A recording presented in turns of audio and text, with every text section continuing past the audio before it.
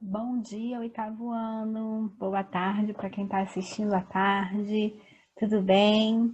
Vamos hoje dar início à nossa unidade 4 da nossa apostila 3, tá? Vamos finalizar o nosso conteúdo, que vai falar sobre o conto de mistério. Então, nós vamos falar um pouquinho do que é o conto de mistério, vamos ver o que as características que rodeiam, né, as histórias do conto de mistério.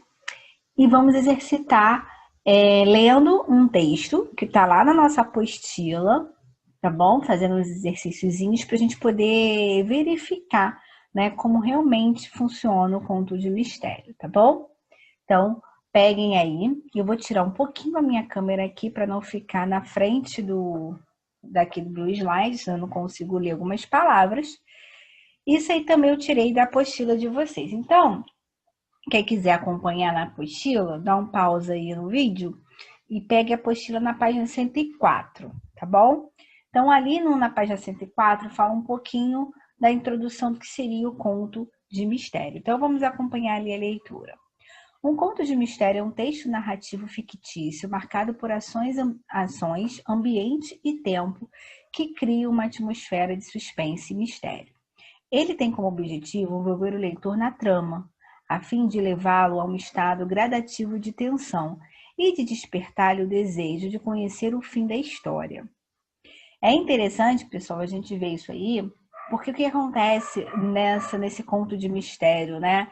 Ele, no finalzinho, para concluir a história, no desfecho da história, ele deixa um desfecho surpreendente, né? E aí a gente fica super ansioso para ver o final e tal, e é um final inesperado. Então, continuando ali. Nesse tipo de conto, o clima de suspense e mistério é criado por meio de uma caracterização detalhada dos ambientes, no emprego de determinadas palavras e expressões e pelo adiamento de algumas ações fundamentais para o desfecho da trama.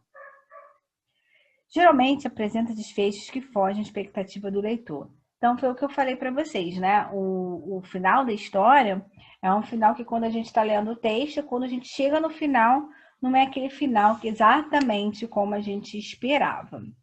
Mas só para a gente entender, o conto de mistério tem tudo, né, que uma história de narração tem, que é a introdução, que é a nossa apresentação, o desenvolvimento, tem um clímax, tem um desfecho, tem os personagens, tem narrador. Então, tudo que tem uma narração tem no conto, sendo que esse conto a gente está focando num conto de mistério, né? Envolve mistério. Aí eu coloquei esse pedacinho do que é suspense, que também está na nossa apostila na página 100, que diz assim: o suspense é um efeito criado com base no emprego de determinados substantivos e adjetivos, a fim de despertar a curiosidade do leitor para conhecer os fatos de uma narrativa. Ele prende a atenção do leitor, criando uma atmosfera de incerteza. Também cria uma expectativa acerca de como ocorrerá o final da história. Então, eu coloquei esse pedacinho para a gente poder entender, né, para quem tem alguma dúvida do que seja suspense, que está aí em volta do nosso conto de mistério. Esse nosso conto de mistério vai ter, né, esse suspense, que é exatamente uma curiosidade, né, de tudo que é narrado na história, para fazer com que o leitor, que somos nós, né, fique preso à história até o final, tá bom?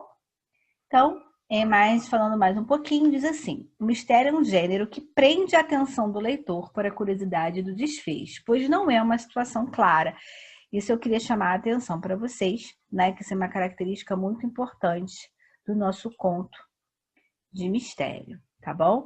Ele é um conto, não esqueçam disso, né, que prende ao leitor até o final, até o seu desfecho, e cria um desfecho inusitado. E como eu já tinha dito para vocês, a estrutura do nosso conto, apresenta uma introdução dos personagens e do enredo em si, né?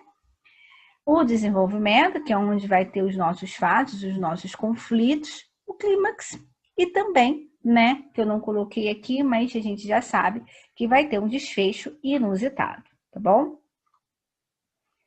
Tá até aqui, ó, esse pedacinho também tá na apostila de vocês, tá? Que é separando exatamente o que é a introdução, o que é o desenvolvimento. Então, ele está ali na transição da página 101 para a página 102. E aí diz assim, ó, a apresentação corresponde ao início da história, o momento de apresentação dos personagens, do espaço e do tempo. Então, é onde vai mostrar todo o parâmetro da história, né? Quem compõe a história vai estar tudo apresentado ali na nossa introdução, que está chamando aí o nome como apresentação. O desenvolvimento, né? Que é onde ocorre ali todos os fatos, a complicação da história, que aí diz assim, intervalo de tempo em que as ações são desenvolvidas, em que a história vai se desenrolar, momento em que ocorre o conflito ou a complicação dos acontecimentos. E o clímax, né, que é onde é o momento de tensão da narrativa, aí diz assim, momento de maior tensão da narrativa, o qual exige uma solução ou desfecho. E o desfecho, que é o nosso final da história, diz assim, momento em que se observa a resolução do conflito por meio das ações dos personagens. Perfeito? Então, agora vamos pegar aí a nossa apostila, né, na página 105, que vai a partir dela. É um texto longo, tá, pessoal? Então, vamos tentar ler. Vocês acompanham a leitura pela apostila, para a gente não ficar toda hora tentando que voltar, né? Porque vai ter vários slides aí, então para a gente também não ficar meio perdido. Então ele diz assim, ó, tá ampliando a nossa leitura na página 105. O conto a seguir também é um conto de mistério. Que história misteriosa poderá se esconder por trás de um simples casal de velhos? Vamos ler para saber? Aí o texto diz assim, o casal de velhos. O céu estava escurecendo rapidamente, fechado, com nuvens escuras, quase pretas, anunciando uma tempestade de trovões, relâmpagos e água pesada. Manezinho apressou o passo na estrada deserta, meio sem saber o que fazer. Tinha pegado uma carona até o trevo e agora caminhava em direção à cidade, que se escondia ao lado de lá da pequena montanha. Quase uma hora de caminhada e via apenas a estradinha se espichando em direção ao monte de terra. Tomaria chuva? Com certeza. No máximo, tentaria se esconder debaixo de uma daquelas arvorezinhas raquíticas que margeavam o caminho. A escuridão aumentou ainda mais, fazendo com que ele, um homem danado de corajoso, tivesse medo do temporal e do aguaceiro que estavam, antes da gente virar o slide, vamos destacar o nome do nosso personagem, que é o Manezinho, perfeito? Vamos agora continuando. Que estavam para ver. Pensou em correr um pouco, mas desistiu, achando que nada adiantaria. Olhou para cima, como que buscando explicação, e resmungou, que venha a água, que eu não tenho medo. Mal acabara de resmungar e avistou uma casinha branca e suja na beira da estrada, quase sem vegetação. Manezinho levou um susto que o fez arrepiar. Até bem pouco tempo atrás, algumas dezenas de passos antes, a casinha não estava ali. Ou estava vendo uma miragem, ou o medo da tempestade era real e não estava deixando ver nada à sua frente. De qualquer forma, após a primeira impressão de estranhamento, apressou-se em bater a porta e pedir guarida, antes que a natureza o castigasse. Então, até aí, né, pessoal, a gente pode perceber, né, que temos um personagem, né, o Manezinho, que estava, né, numa estrada e acabou percebendo que ia cair, né, uma chuvarada. O céu estava bem escuro, com trovões, e aí ele não quis dar o braço a torcer, que estava com medo, falou que pode vir, pode cair. E ao mesmo tempo ele avistou uma casa meio velha, na qual há algum tempo aquela casa não estava ali. Então ele não sabia se aquilo ali realmente era verdade ou se era uma miragem. Perfeito? Isso foi o que a gente acabou de ler. Continuando. Ô de casa, silêncio. Ô de casa, tem gente aí? Houve um ruído de ferro rangendo e a porta de madeira se abriu. Um rosto velho, cheio de rugas, mas simpático, apareceu com um sorriso acolhedor. Manezinho se explicou à velha senhora. Vem chuva brava aí, minha senhora. Ainda estou longe da cidade. A velha olhava ternamente para Manezinho. Se a senhora não se importar, claro que não, meu filho. Entre. A casa é pobre, mas dá para receber mais um. Obrigado. Assim que a chuva passar, eu vou embora. Não precisa ter pressa. A casa é pobre, mas cabe mais um. Entre. Manezinho entrou. A casa era pobre mesmo, ou melhor, reparando bem, a casa, na verdade, era estranha. Mais estranha do que pobre. O cômodo em que se encontrava era grande, escuro, com luz de velas e 3 cadeiras apenas. Havia um outro cômodo, mas estava fechado. Numa das cadeiras estava sentado outro habitante da casa, um velho não menos simpático. Fique à vontade, disse, levantando-se para cumprimentá-lo com uma enorme mão fria. Então, além do manezinho, descobrimos mais 2 personagens, né? A senhora, a velha senhora, e agora um velho não menos simpático. Então, já achamos 3 personagens, né? Então, ele descobriu realmente que a casa era real e que moravam 2 velhinhos ali. Continuando. Sente-se. Manezinho sentou-se. Os velhos também se sentaram. Pareciam tristes, mas queriam conversa. O senhor vem de longe? Manezinho contou alguns pedaços de sua história. Não tenho lugar de onde venho. Faz 3 ou 4 anos que não tenho lugar fixo. Sou do mundo, andando aqui e ali. Paro um pouco em cada lugar. Trabalho, ganho algum dinheiro e torno a seguir caminho. Um cheiro forte de velas tomava conta do cômodo da história. Você não tem família? Manezinho não soube quem perguntou, se o velho ou a velha. Teve a impressão de que a voz não viera de nenhum dos dois, que viera de algum outro lugar. Tamanha era a inquietude silenciosa do casal de velhos. Mais um pouco da sua história cheirando a velas. Não tenho, já tive um dia, tive 2. 2? É, uma família onde eu nasci e outra que me criou desde pequeno. Depois que eu cresci e aprendi uma profissão, resolvi correr o mundo à procura de meus pais verdadeiros. Aqui, pessoal, esse pedaço no site, né, da Somos, realmente está cortado. Então, eu vou acompanhar aqui pela minha apostila, aí vocês acompanham aí pela de vocês, tá bom? Aí ele diz assim, Manezinho entendeu que a pergunta tinha vindo da velha senhora. A fraca luz das velas e o escuro do cômodo davam-lhe a impressão de que ela era transparente, algo nebuloso, sem consistência. Achou que fosse maluquice sua, efeito do cansaço e medo da tempestade.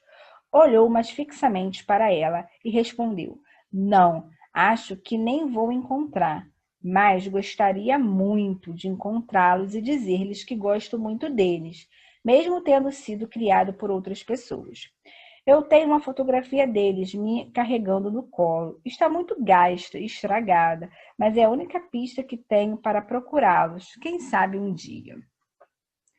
Nós também passamos boa parte da vida procurando o único filho que tivemos. Manezinho teve a impressão de que fora o velhinho o dono da fala. Continuou a conversa dirigindo-se a ele. Procurando? O destino tirou nosso filho. Eu não gostaria de morrer sem ver nosso filho. Um silêncio mortal, regado a cheiro de vela, barulho de chuva, trovões e relâmpago, interrompeu momentaneamente a conversa. Vou fazer uma sopa. O senhor aceita tomar um prato conosco? Aceito, claro. A velha senhora foi ao outro cômodo que estava fechado e no mesmo instante voltou com 2 pratos de sopa. Ofereceu um ao velho e outro ao manezinho. Voltou, buscou outro para si e veio sentar-se junto deles. É uma sopa pobre, mas é a mesma que oferecíamos a nosso filho se encontrássemos. Manezinho tomou a sopa, mas por gentileza. Não tinha gosto algum. O líquido que ele levava à boca, depois continuaram a conversa, devagar, com intervalos de silêncio, mas sem parar. Havia nos velhos algo de extremamente simpático e familiar, algo que apenas das estranhezas da casa e do comportamento deles cativava Manezinho. Acho que seria a minha maior alegria reencontrar meus pais. Também seria a nossa grande alegria rever o filho que o destino levou. A conversa arrastou-se por mais tempo. Manezinho, às vezes, tinha a impressão de que conversava sozinho. Tamanha era a quietude do casal de velhos. Foi assim até que sentiu sono. A tempestade tinha passado e ele decidiu que podia continuar a caminhada. Mas a gentileza dos velhinhos segurou-o mais tempo, dessa vez para dormir. Não se vá, está escuro e a cidade fica longe. Durma aqui e amanhã você seguirá caminho. Não tem cama, mas você pode se ajeitar num canto qualquer. Ele agradeceu e aceitou. Encostou-se no canto do cômodo, esticou o corpo no chão frio, apoiou a cabeça na mala de lona que trazia consigo e dormiu. Dormiu cansado, ainda com fome, com frio, uma esquisita sensação de não estar entendendo direito sua presença naquela casa e a conversa com o casal de velhos. Dormiu mal, uma noite cheia de sonhos estranhos, pesados e incompreensíveis. Acordou da noite mal dormida com a luz forte do sol filtrada pelo grosso vidro da porta da casa. Ainda cansado pela noite de sono ruim, correu lentamente aos olhos pelos espaços da casa, procurando primeiro a presença dos velhos e depois objetos conhecidos. Não encontrou nenhuma coisa nem outra. Não havia barulho de pessoas, só silêncio. Não havia sinais de vidas, só 3 cadeiras escuras encostadas à parede e 4 cavaletes de ferro cromado. Na frente dos cavaletes, como se fosse um altar, enormes castiçais com grandes velas brancas pareciam arrumadas para alguma cerimônia. Ele deu um pulo, coração batendo desesperado, quase a boca, e correu para a porta, abrindo-a imediatamente. Não fosse Manezinho quem era, uma pessoa acostumada às surpresas, às mudanças, aos reverses da vida, teria sucumbido ante o susto que levou quando percebeu onde estava. Acabara de passar a noite na capela do cemitério da cidade. Saiu disparado em direção ao portão. No caminho encontrou uma pessoa, provavelmente o coveiro, cavando 2 covas. Parou afobado junto ao homem e perguntou-lhe: "O senhor pode me dizer se há por aqui uma pequena casa habitada por um simpático casal de velhos?" O coveiro ergueu o corpo, descansou a pá suja de terra e respondeu: "Não, moço, no caminho da cidade só tem mesmo cemitério. Agora o casal de velhos simpáticos de que o senhor está falando pode ser o que morreu esta noite. São 2 velhos que moram perto da escola. Eles morreram depois da chuvarada. Essas covas são para eles." Um arrepio profundo quase revirou o corpo de Manezinho. Lembrou-se da conversa, da sopa, do cheiro de vela. "Onde o senhor disse que eles moram?" "Moravam, moço. Agora já morreram." "Onde eles moravam?" "Perto da escola. Todo mundo sabe. É só perguntar." Manezinho disparou pela estrada. Estava um pouco longe, mas a correria foi tão aflita e desesperada que num instante a cidade chegou perto dele. Mais um instante e descobriu a casa do casal de velhos. Sentiu que estava perto, bem perto de alguma explicação, o cheiro de velas da noite anterior. Voltou aos seus sentidos quando entrou na pequena sala onde estavam, lado a lado, os 2 caixões de madeira com os corpos. Aproximou-se devagar e viu os rostos do simpático casal com quem passara a noite anterior. O estômago vazio resmungou em coro com o coração acelerado. Ali estavam seus 2 companheiros de conversa.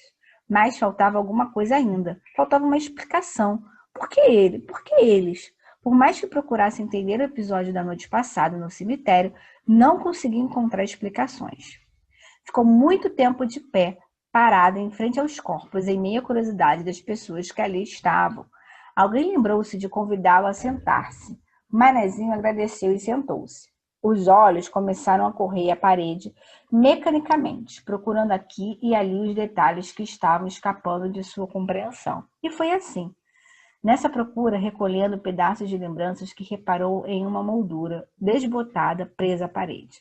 Não é possível, não é possível. Apanhou sua carteira e, atrapalhado, remexendo papéis e cédulas velhas de dinheiro, pegou uma pequena fotografia. Nela, um casal abraçava carinhosamente uma criança de cerca de 3 anos.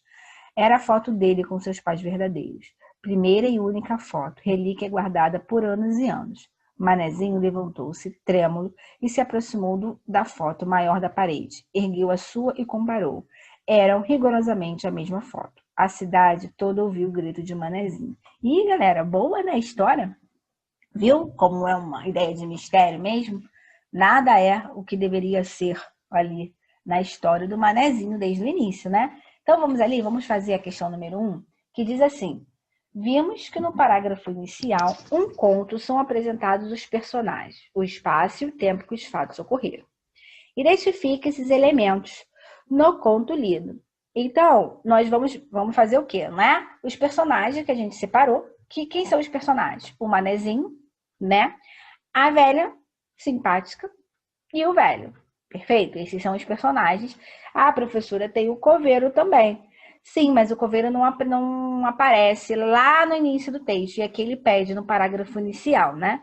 O coveiro só aparece no final. tá? Então, aqui a gente não coloca o coveiro porque, como vocês podem perceber, ele está pedindo aqui, deixa eu pegar a caneta, ó, no parágrafo inicial. Então, no parágrafo inicial, é só o manezinho, a velha simpática e o velho, tá? E o espaço? A gente vai iniciar onde o manezinho estava, que é aquela estradinha, né, deserta, e essa casinha velha e suja na qual inicia o texto. E o tempo, né, é o finzinho da tarde, que é quando começa ali a relampejar antes de cair a noite. Perfeito? E a história, agora número 2. A história é iniciada por um narrador observador em terceira pessoa, que apresenta os fatos. Logo nesse início, ele já apresenta uma situação que mostra o clima de mistério que envolve a história. Bem, é exatamente onde ele descreve, né, onde o manezinho está lá no início do texto. Se a gente voltar aqui, a gente consegue identificar no início do texto, né, que ele fala da rua deserta. Aqui, vamos pegar aqui o iniciozinho para vocês poderem só perceber. Depois a gente volta. É um texto longo, né? Aí acaba realmente tendo vários slides para a gente poder concluir. Ok, cadê mais um? Aqui. Esse aqui é o iniciozinho, né? Ó, o céu estava escurecendo, fechando com nuvens escuras, quase pretas, anunciando uma tempestade e trovões, relâmpagos e água pesada. E aí ele continua fazendo a descrição, né? E aí ele descreve até chegar a casa. Mas aí vocês podem pegar todo esse pedacinho aqui, ó. Né? O céu escurecendo, as nuvens escuras, os trovões, os relâmpagos e água pesada. Esse aqui a gente coloca como a número 2, tá bom? E a número 1, a gente já respondeu. Vamos conferir agora o gabarito da 1 e da 2, para a gente poder partir para 3. É uma história longa, mas é uma história boa. Os contos de mistérios, eles são bons, porque você vê, né? Não tem nada a ver com o que a gente achava que pudesse ser o início do texto. Então, aqui é o nosso gabarito, na número 1, ó, os personagens, é o manezinho, a velha e o velho, né? Qual é o lugar? A estradinha e a casinha suja. E o fim da tarde, quem quiser colocar a noitezinha, pode colocar também. A número 2, né, o fato da descrição do lugar. Aqui, ó, o céu estava escurecendo, fechando, com nuvens escuras, tempestade, trovões e relâmpagos. Exatamente aquele pedacinho que eu pedi para vocês colocarem. Aqui eu coloquei de novo o texto para não ficar muito distante das nossas questões. E aí a gente vai responder agora a questão 3 e a questão 4. Vamos voltar nela aqui. Voltando. Mais umazinha. E agora sim, aqui, 3. A história lida é repleta de fatos estranhos, que também contribuem para criar um clima de mistério. Bem, tem vários, né? Ele pede para citar alguns aqui. Bem, eu daria logo ali quando ele fala da casa, né? Que ele diz assim que aquela casa há algum tempo não estava ali, né? E que passou a estar, né? Nesse momento ele cita também. Outro é quando ele se depara com os velhinhos, né? Um outro momento também, ele fala que os velhinhos ficavam sempre mudos e que ele escutava, achava que tinha gente em outros lugares. Ele fala em alguns momentos isso, né? Querem voltar aqui no texto para a gente poder pegar essas passagens? Estranhamente, que ele fala assim. Tem várias, né? No decorrer do texto tem vários desses momentos. Principalmente quando ele fala dos velhinhos, né? Aqui.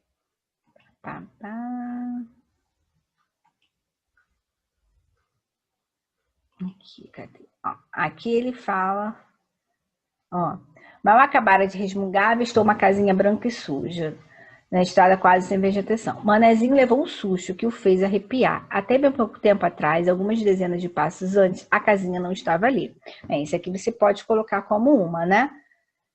E aí, quando ele fala, ó, que ele viu um rosto velho, cheio de rugas e simpático, quando ele vê a velhinha, e aí quando ele começa a conversar com eles dois, né? Ele fala, ó, teve a impressão de que a voz não viera de nenhum dos dois, que viera de algum outro lugar. Tamanha era a quietude silenciosa do casal dos velhos.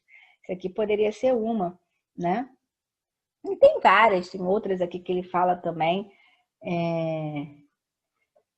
Da sopa, ele fala também. E ele continua falando. Vamos voltar lá para a gente pegar número 4. Mas qualquer uma dessas que vocês quiserem tirar, tá, pessoal? Tá valendo. Número 4. No decorrer da narrativa, percebe-se em razão do emprego de algumas palavras e expressões que se trata de uma história cheia de mistério. Sublinhe na história alguns trechos que justificam essa afirmação.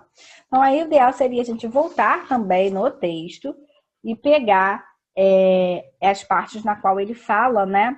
Em razão desse ele fala que ele tomou um susto, ele fala que ele teve medo. Vamos voltar lá de novo, que vocês precisam verificar essas falas, né? A gente pode pegar um por slide, umas 2 e 3 do início, porque aí fica mais fácil de vocês verem.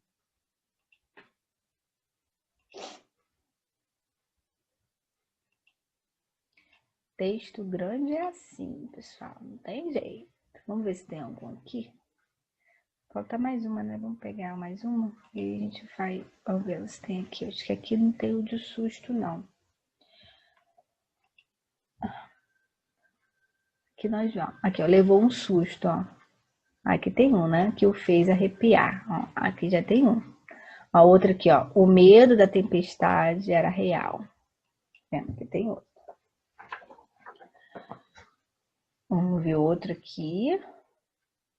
Ouviu um ruído aqui, ó. Ouviu um ruído de ferro rangendo e a porta de madeira se abriu. Isso aqui é um susto, né? Vamos ver se tem mais pra cá. Ó, aqui tem outro, ó. O cheiro de fortes velas tomava conta do cômodo da história. Isso aí pode ser colocado como um, né? Ó, esse aqui também, ó. Teve a impressão de que a voz não viera de nenhum dos dois. Se não veio de nenhum dos dois, veio de quem?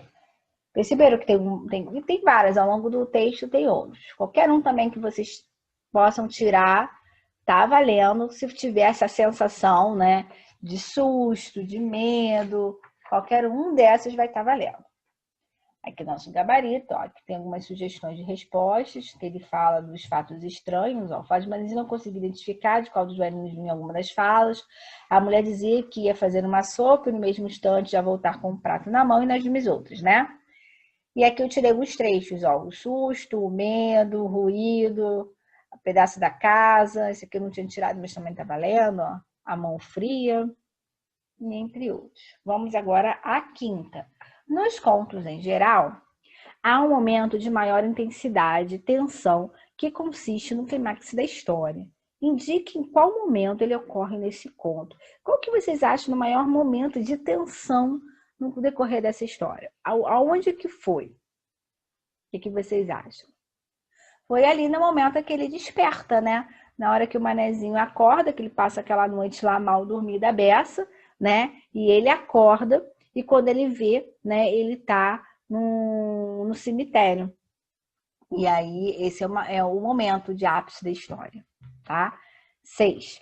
O desfecho da história aconteceu da forma que você imaginava ou você tinha outra expectativa sobre o final dela? Que expectativa era essa? E comente. Seja uma resposta pessoal, né? Na minha concepção, não teve o final que eu imaginava.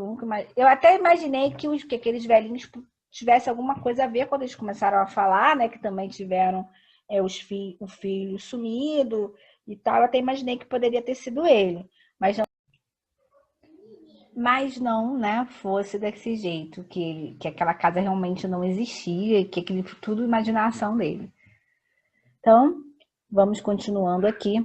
Ih, gente, botei a câmera, mas vou ter que tirar de novo. Vamos para aqui, esse é o gabarito, né, da número 5, que o maior momento de tensão da história foi quando ele acordou e viu o velório do casal, né, e a 6, resposta pessoal.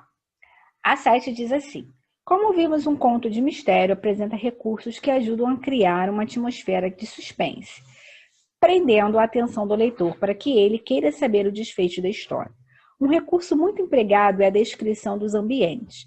Identifique no conto lido como o interior da casa descrito e transcreva. Então, lá no início do texto, né, ele começa a falar, a mostrar que a casa é muito pobre, né? Não tinha um cômodo grande, escuro e a luz de vela, né? Esse é o momento que ele descreve aqui o gabarito, ó. Uma casa pobre, mais estranha do que pobre, um cômodo grande, escuro, com luz de velas e 3 cadeiras.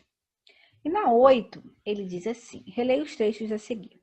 Manezinho sentou-se, os velhos também se sentaram, pareciam tristes, mas queriam conversa. O senhor vem de longe? Manezinho contou alguns pedaços de sua história. Não tenho lugar de onde venho. Faz 3 ou 4 anos que não tenho lugar fixo. Sou do mundo, andando aqui e ali. Paro um pouco em cada lugar. Trabalho, ganho algum dinheiro e torno a seguir caminho. Ao narrar uma história, é possível empregar 2 tipos de discurso, o direto e o indireto. Então, vamos só relembrar o que é discurso direto, o que é discurso indireto, né? O discurso direto é onde a gente tem o diálogo aqui, ó, onde o narrador reproduz a fala. Aí ele diz, ó, cita fielmente a fala das personagens, que é o diálogo, né? Aqui, ó, por meio de diálogos, travessões e aspas. Nós temos também o discurso indireto, e aí aqui já é o oposto do direto, né? O indireto é onde tem o restante do enredo sem o diálogo, vamos colocar assim. Aí ele diz aqui, ó, o narrador conta o que os personagens disseram ou realizaram, ou seja, não encontramos as palavras do personagem, pois o narrador funciona como testemunha auditiva e transmite ao leitor o que ouviu dele. Os verbos aparecem normalmente na terceira pessoa do singular ou do plural. Então, no direto é onde a gente tem a conversa, o diálogo, né? E já o indireto, não. A gente não vai ter essa conversa. Aí ele diz assim, nos trechos acima, há esses 2 tipos de discurso, ou seja, o direto e o indireto. Sublinhe o direto. Então, vamos lá, vamos descobrir onde está o discurso direto aqui. É onde tem o diálogo, ó. O manezinho sentou-se, os velhos também se sentaram. Pareciam tristes, mas queriam conversa. Aí vamos lá. O senhor vem de longe? E aí? Isso aqui é um diálogo, né? Uma tradução aqui, ó. Então aqui é um discurso direto. Manezinho contou alguns pedaços de sua história. E aí, esse pedaço aqui? Não, aqui já é indireto. Por quê? Porque aqui o narrador, ele diz o que o manezinho fez, né? Ele contou alguns pedaços. Então, esse pedacinho aqui é indireto. Esse aqui, que é a fala, é o direto.